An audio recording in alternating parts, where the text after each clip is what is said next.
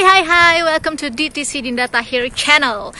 Oke teman-teman, gue mau ngejelasin dulu nih sebelumnya. Kalau kalian nonton vlog gue yang gue bilang gue gak mau nerima kerjaan sebagai resepsionis admin itu, in the end, finally malah gue terima kerjaan itu. Ternyata alasan-alasan gue kemarin itu hanya bualan belaka. It turned out that I really wanted to try karena untuk pengalaman gue juga, gue pengen ngerasain gimana sih kerja di office di Australia gitu, di Sydney. Makanya gue terima aja itu kerjaan.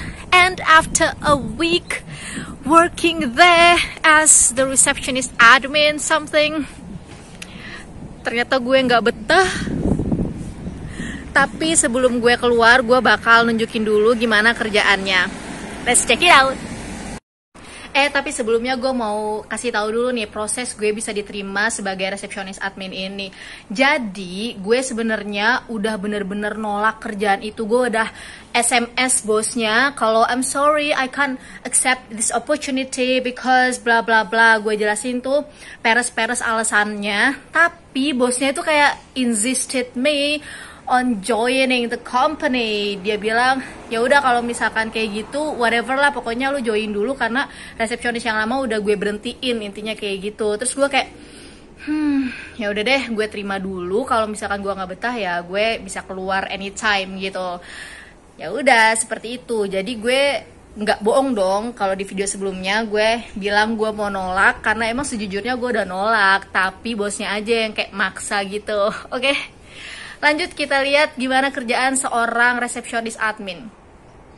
Kali ini gue mau ngajakin kalian untuk stay tune nontonin gue kerja sebagai resepsionis. Sebenarnya posisi gue di kantor ini agak membingungkan sih. Awalnya gue itu apply sebagai resepsionis, tapi ketika gue sign kontrak gitu yang cuma selembar, nanti gue tunjukin kontraknya kayak mana. Ternyata posisinya itu adalah clerical / admin position kayak gitu. Nah, pas gue mau tanda tangan itu I was like, oke, mungkin ini sebutannya aja kali ya, tapi kerjanya sebagai resepsionis. Tapi setelah gue jalanin selama seminggu lebih 1 hari, gue kok kayak oh my god, it's so hard. No, I don't belong here and I can't do this job anymore. To be honest, hari ini gue mau resign. Tapi sebelum gue resign, gue mau nunjukin dulu kerjaannya kayak gimana. Nah, kantor gue ini terletak di daerah Hurstville. Kalau dari tempat tinggal gue sekarang di Parramatta, jaraknya lumayan jauh. Gue naik train itu sekitar 1,5 jam. Dan as always, satu gerbong ini gue book sendiri gitu, agak sepi. Tapi kalau misalkan nanti gue pulang dari Hurstville ke Parramatta, itu tuh biasanya selalu rame. Tapi di sini serame-ramenya kereta, gak mungkin gak dapat tempat duduk. Udah sampai di Hurstville Station. Nah, dari sini ke kantor gue itu cuma 300-an meter atau 3 menitan aja. Di daerah Hurstville ini banyak banget orang Asianya, terutama Chinese ya. Jadi kalau ada di sini gue kayak ngerasa ada di Glodok gitu. Udah sampai kantor. Nah, karena gue biasanya orang pertama yang datang, gue harus nyalain lampu. Terus ke meja gue. Nah, ini dia. Kemudian nyalain telepon biar orang-orang pada bisa nelponin. Telepon udah nyala, lanjut nyalain komputer. Hal template yang gue lakuin selanjutnya adalah ganti baju. Nggak literally ganti baju sih, jadi kayak cuma ganti jaket terus ke jas. Soalnya kerja di sini tuh harus banget pakai baju formal. Untung aja dari Indonesia gue bawa 1 jas ya. Jadi ya udah deh, mau apapun dalemannya, luarannya pakai jas ini, jadi lumayan lah kelihatan formal ya. Ini dia daleman kantornya. Kalau dilihat kantornya lumayan kecil ya, tapi seharusnya bisa muat puluhan orang di sini ya, kayak sekitar 20-an lah. Tapi kenyataannya karyawannya tuh cuma 5 orang termasuk gue. Ada beberapa karyawan lain tapi mereka freelance dan kayak cuma seminggu sekali datang ke kantor aja. Selanjutnya morning coffee is a must ya. Untung di sini ada pantry, jadi gue bisa bikin kopi.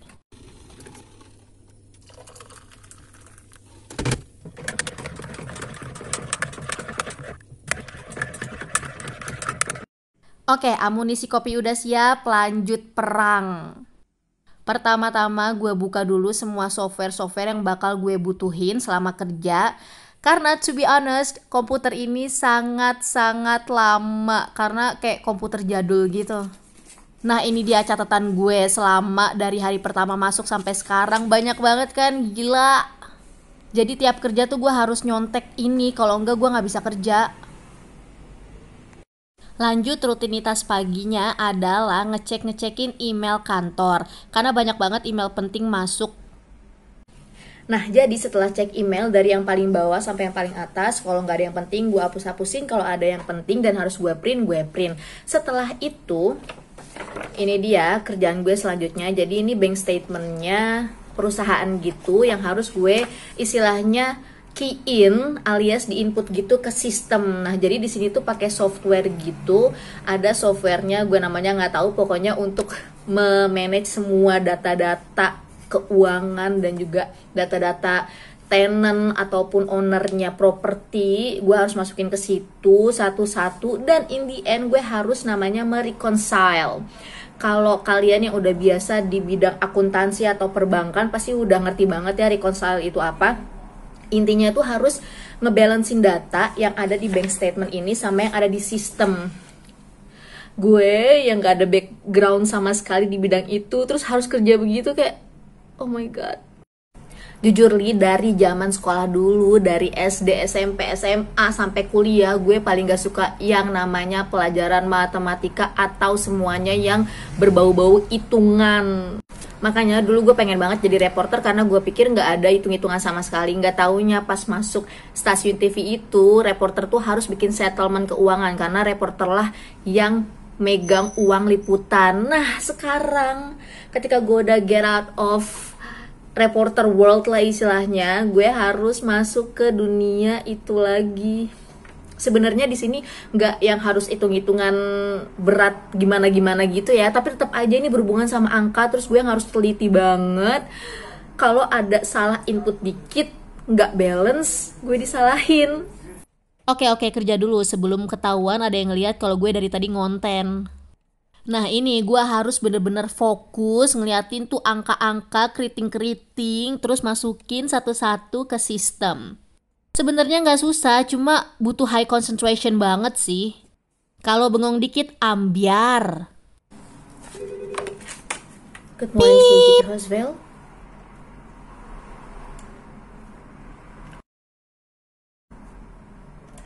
Oh, it's not here yet.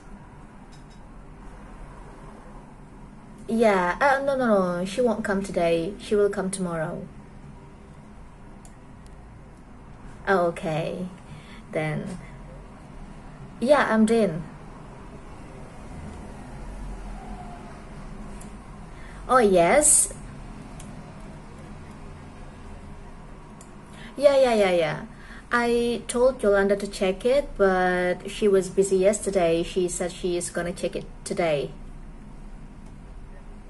Yeah, but I think it's safe because technically you paid already. Okay. Okay, thank you.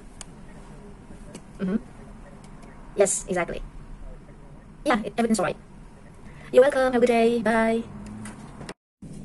Lunch break time. Nah karena gue kerja di office jadi nggak dapat makan siang. Akhirnya setiap hari gue harus bangun pagi-pagi untuk masak. Dan sekarang waktunya untuk makan bekal sendiri.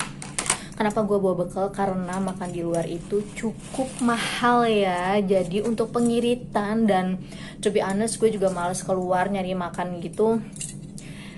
So the best choice is to bring my own lunch. Tadakimasu.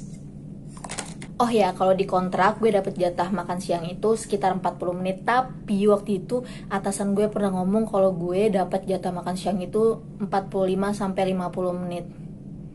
Jadi gue harus follow yang mana nih? Tapi selama ini gue makan nggak pernah lebih dari 40 menit sih. Jadi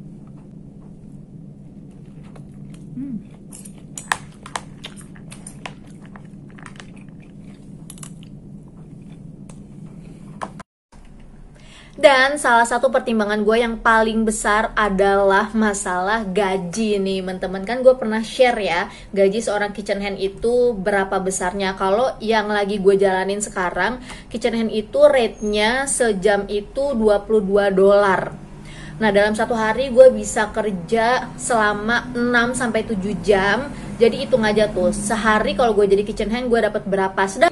Nah kalau gaji gue sebagai clerical atau admin position ini, karena jatuhnya udah full time employee alias karyawan tetap, rate-nya itu langsung setahun teman-teman. Jadi setahun itu gue dikasih $46.519,60. Bisa kalian bagi aja deh tuh ya. Jadi di sini tuh sistemnya seperti biasa, sistem Australia, gajiannya itu seminggu atau 2 minggu sekali. Nah kalau di perusahaan gue ini gajiannya seminggu sekali setiap hari Selasa. Nah hari ini kebetulan hari Selasa dan gue seharusnya dapet gaji pertama. Makanya nih gue mau lihat worth it apa enggak gajinya. Tapi kalau gue hitung-hitung $46.500 dibagi 12 bulan, terus dibagi berapa hari itu dalam sebulan, jadi kayaknya ya rate-nya itu nggak jauh beda sama yang kitchen hand. Bahkan kayaknya bakal lebih kecil nih dari rate gue sebagai kitchen hand. Soalnya ini udah bakal dipotong sama tax dan superannuation. I'm wondering how much I will get. Makanya gue gak sabar mau nunggu nanti sore. Gue mau lihat gajinya berapa dan sekalian ngasih surat resign. Ini dia nih surat kontrak yang gue tanda tangan di hari pertama. Tuh kan tulisannya clerical/admin position.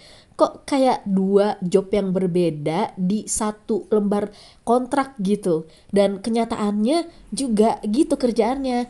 Nah kalau ini surat resign yang udah gue siapin, udah gue tanda tangan, tinggal gue kasih nanti ke Pak Bos. Ya, gue udah pulang kerja, udah selesai, and look at my face, penuh dengan kepusingan dan kepenatan. Padahal tadi gue baru banget gajian, tapi biasanya kalau kemarin-kemarin pas gue gajian ya sebagai kitchen hand, gue tuh seneng gitu bawaannya, karena tuh wah gue dapet duit gitu, banyak duit, gue bisa foya-foya. Tapi kali ini kayak kok abis gajian gue bukannya seneng malah sedih gitu, malah bete bawaannya. You know why? Karena salary-nya itu nggak sebanding sama usaha yang udah gue lakuin seminggu kemarin. Kenapa? Oke, gue lanjut ceritanya karena tadi tuh lagi ada di restoran Indonesia. Kalau gue ngevlog pakai bahasa Indonesia, otomatis orang pada tahu nih yang gue omongin, kan nggak enak ya kita ngomongin salary dan kerjaan gitu. Ntar dia tahu lagi tempat kerja gue, terus tahu bos, ntar dia ngadu. Oke, jadi nggak worth it-nya kenapa? Karena pertama, gue kan apply jadi resepsionis. Nah, tapi di kertas kontraknya itu tulisannya clerical atau admin position. Terus gue browsing dong, tadi di kantor clerical sama admin itu pekerjaannya seperti apa. Nggak taunya 2 posisi itu adalah posisi yang berbeda. Maksudnya job desk-nya tuh berbeda masing-masing. Kalian bisa coba cari kalau nggak percaya sama yang gue bilang barusan. Jadi technically gue semingguan kemarin ini sampai hari ini ngerjain kerjaan 2 orang. Gila, pantesan gue feel so exhausted gitu. Terus pas tadi dapet gaji, you know gajinya berapa? Gue cuma dapet 703,20 ya. Iya. 703,20 dolar seminggu. Tuh kayak sedih banget. Udah gitu masalahnya jam kerjanya tuh panjang banget, 8,5 jam ya Yung. Gue masuk jam 9, pulang jam 5.30. Mendingan gue jadi kitchen hand gitu ya. Kerjanya cuma 6-7 jam, tapi dapetnya seminggu itu bisa lebih dari 800, bahkan hampir 900 gitu. Makanya kayak nggak worth it banget. Soalnya setiap gue pulang kerja kantoran ini, pala gue tuh kayak mau pecah gitu loh, panas. Gimana sih kalau kebanyakan mikir? Kalau jadi kitchen hand kan cuma pegel-pegel doang nih, tidur terus besok paginya udah seger lagi gitu, siap menghadapi apapun itu yang terjadi. Terus gajinya lebih gede kitchen hand. Bukannya gue ngebanding-bandingin ya, tapi kayak It's really not worth it. So I made a very right decision, that is to quit. Sebenarnya di kerja kantoran yang ini, di perusahaan ini tuh orang-orangnya baik-baik gitu. Mereka tuh kayak welcome banget sama gue. Terus setiap hari tuh muji-muji gue, Dinda lo kerjanya bagus, Dinda hari ini lo tampil cantik, Dinda makeup lo bagus, gitu-gitu. Dia pokoknya kayak fair banget sih. Bahkan kalau misalkan mau ngasih kritik aja, mereka tuh dimulai dengan memuji dulu. Jadi misalkan, Dinda kerja lo bagus dari kemarin, dari hari pertama kita suka, tapi tolong kalau misalkan lagi kerja tuh jangan dengerin musik gitu. Even mereka ngebilangin aja dengan cara baik-baik gitu kan, dengan cara memuji dulu, meninggikan dulu lalu dihempaskan gitu kan istilahnya.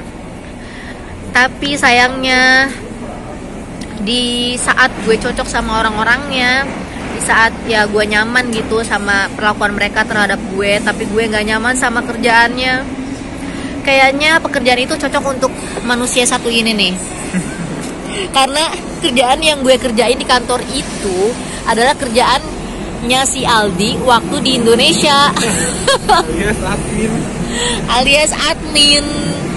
Cocok deh buat kamu nih temen-temen yang misalkan kuliahnya tuh akuntansi atau manajemen atau peradministrasian duniawi, itu cocok. Tapi kalau buat gue yang gak ada basic begitu kan, kalau bidang gitu kan harus detail gitu ya, detail oriented banget. Sebenarnya gue lumayan detail orangnya, cuma gue nggak bisa terpaku sama satu rutinitas yang itu aja gitu.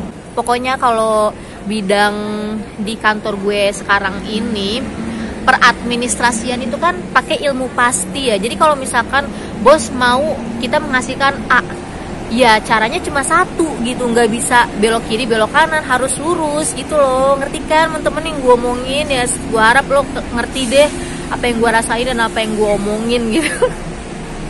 Laksa anjir.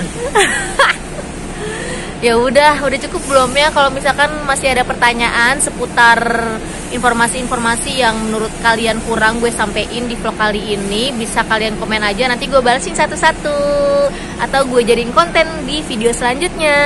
So that's it for now, sampai ketemu di vlog selanjutnya, bye.